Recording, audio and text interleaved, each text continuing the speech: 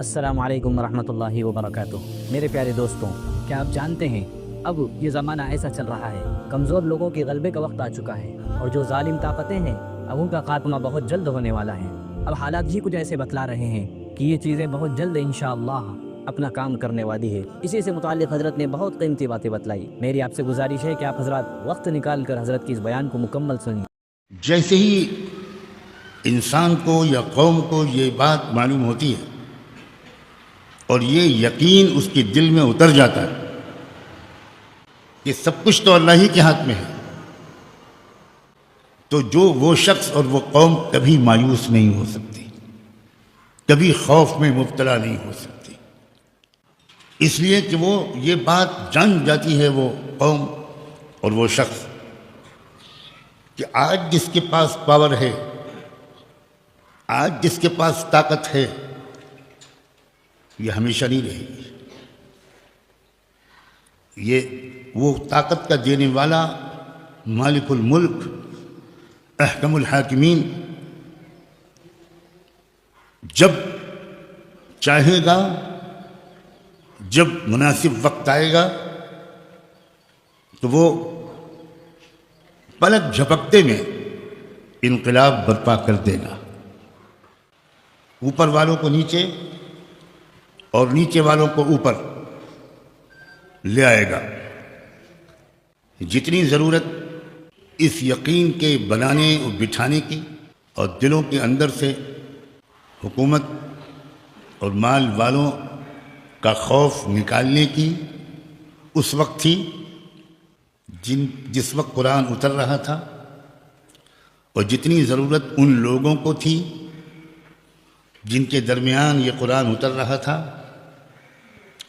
اتنی ہی ضرورت ایک بار پھر آج کے اہل ایمان کو اس یقین کے بٹھانے اور اس سبق کے یاد دلانے کی ہو گئی، کیونکہ آج بھی فرعون اور حامان حکومت اور دولت کے نشے میں چور ہے۔ دنیا میں ایک ہی طاقت ہے، بس اس کے سوا کسی کے پاس کوئی طاقت نہیں۔ وہ طاقت اپنی طاقت میں سے تھوڑی سی طاقت کسی کو دیتی ہے، دنیا جہان اور ساری کائنات کی دولت میں سے تھوڑی سی دولت، ایک چاول کے برابر، آدھے چاول کے برابر کسی کو دیتی ہے، اور دیتی ہے صرف جانچ کرنے کے لیے کہ دیکھیں یہ حکومت اور پاور پا کر تمہارا دماغ ٹھیک رہتا ہے یا خراب ہوتا ہے، تم انصاف کرتے ہو غریبوں کے ساتھ یا ظلم کرتے ہو۔ اور اللہ میاں بہت دیر تک انتظار کرنے کا حوصلہ رکھتے ہیں۔ ہمارا تو دل چاہتا ہے کہ جلدی سے سب کچھ بدل جائے۔ وَخُلِقَ الْإِنسَانُ عَجُولًا، جلد بازی انسان کے مزاج میں ہے، اللہ کے مزاج میں نہیں۔ اور یہ بھی عجیب بات ہے کہ انہی آیتوں میں جن کو میں نے ابھی پڑھا تھا، ان کا ترجمہ بھی میں آپ کو اگر سنا دوں پہلے تو شاید بعد میں زیادہ تفصیل بیان کرنے کی مجھے ضرورت نہ رہے۔ طا سین میم، یہ ایک واضح کتاب کی آیتیں ہیں۔ پچھلی جو گرنتھ آئے تھے اور ان میں اور قرآن میں ایک فرق یہ ہے کہ قرآن صاف اور سیدھی زبان میں آیا ہے،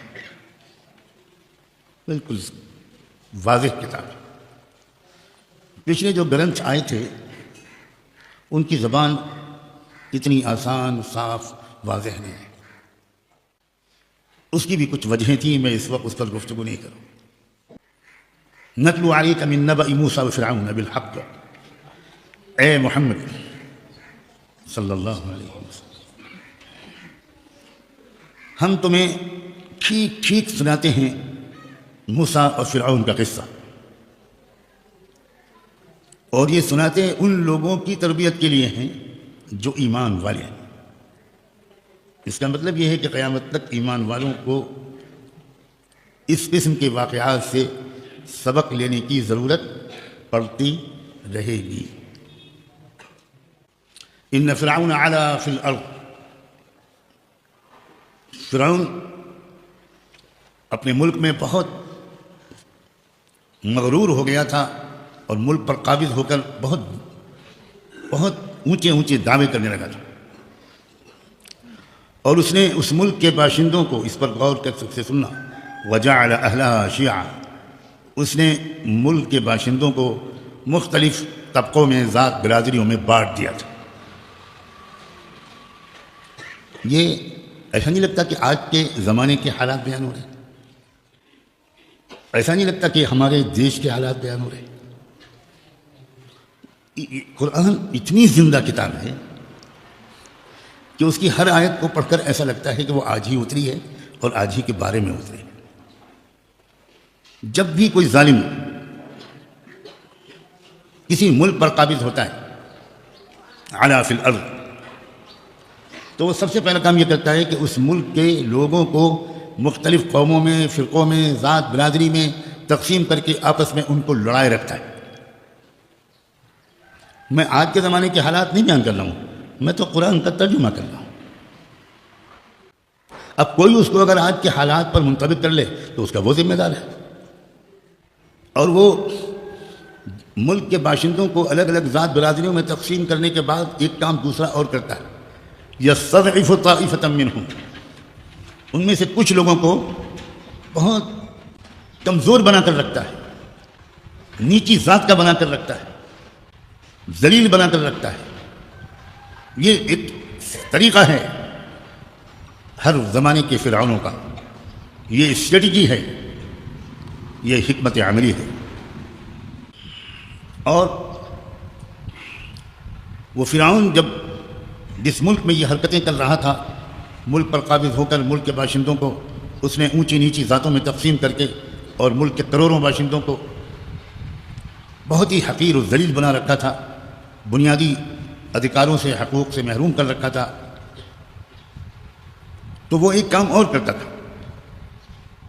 اتنا ڈرتا تھا وہ اپنے زمانے کے جوانوں کے علاوہ۔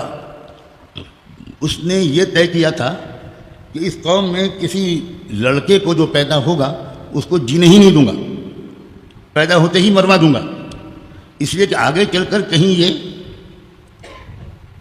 آتنکوادی نہ بن جائے۔ ارے ذرا میں کم سمجھ آدمی ہوں، غلط سلط الفاظ بول دیتا ہوں، معاف کر دینا۔ یذبحوا ابناءہم، اس کو اس قوم کے جوانوں سے ڈر بیٹھ گیا تھا۔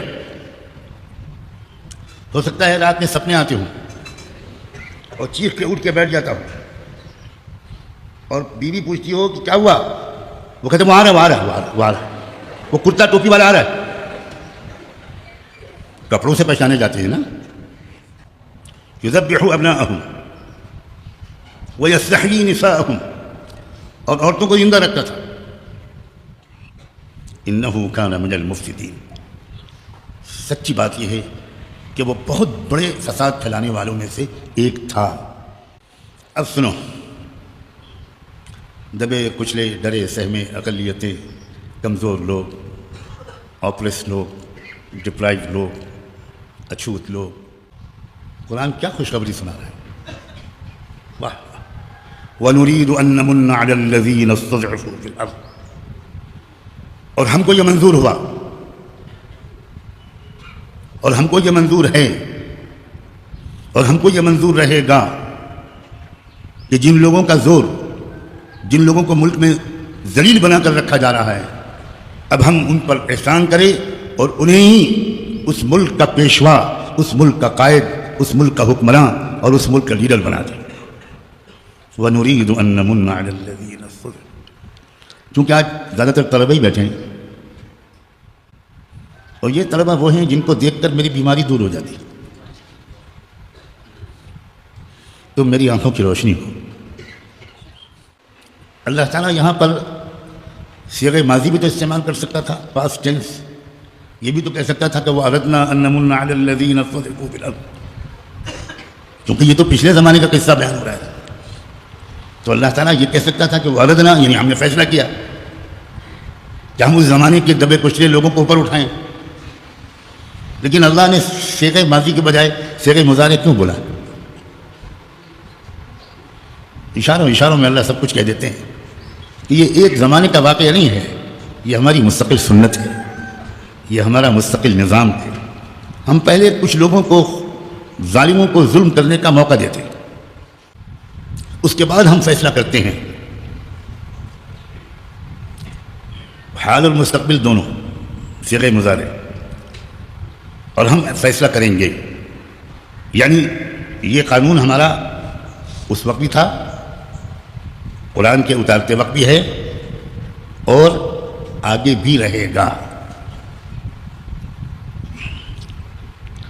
کیا قانون کہ جو لوگ دبے کچلے ہیں جس زمانے میں بھی ہوں، ان کو ہم اوپر اٹھائیں گے اور اوپر والوں کو نیچے لائیں گے، اور ان پر ہم احسان ہی صرف اتنا نہیں کریں گے کہ ان کو کچھ بنیادی حقوق بھیک کے طور پر مل جائیں، نہیں، اب حق مانگنے کے بجائے حق دینے کی پوزیشن میں وہ آ جائیں گے۔ نجعلہم ائمہ، عجیب بات ہے، یہ نہیں کہا کہ نجعلہم ملوکن، کہ ہم ان کو حکومت دے دیں گے، بلکہ لفظ بولا ائمہ، امامت کا، کیونکہ حکومت برائے حکومت اچھی چیز نہیں ہے، حکومت برائے خدمت اور رہبری یہ اچھی چیز ہے۔ میں نے رہبری سے پہلے خدمت کا لفظ بولا، کیوں؟ اس لیے کہ اللہ کے رسول محمد الرسول اللہ صلی اللہ علیہ وآلہ وسلم صاف کہہ چکے کہ سید القوم خادمہم، قوم کا رہبر اور آقا تو دراصل وہ ہوتا ہے جو قوم کی خدمت اور سیوا کرتا ہے۔ تو ان دبے کچلوں کو ہم رہبری کے مقام تک پہنچائیں گے، اور رہبری کا مقام حکمراں کے مقام سے بہت بلند ہے۔ وَنَجْعَلَهُمُ الْوَارِثِينَ، اور انہی لوگوں کو اس ملک کا وارث بنائیں گے، وہی دبے کچلے لوگ، وہی مظلوم، بے سہارا، بے کس، الپ سنکھیک، صحیح بولا؟ تو آج کی بھاشا نہیں آتی نا مجھے۔ ونچت لوگ، شوشت لوگ، پیڑت لوگ، ان کو کہاں پہنچائیں گے؟ اللہ اکبر، تخت و تاج کا وارث بھی بنائیں گے، اور ہمدردی کے ساتھ رہبری کا مقام بھی ان کو عطا کریں گے۔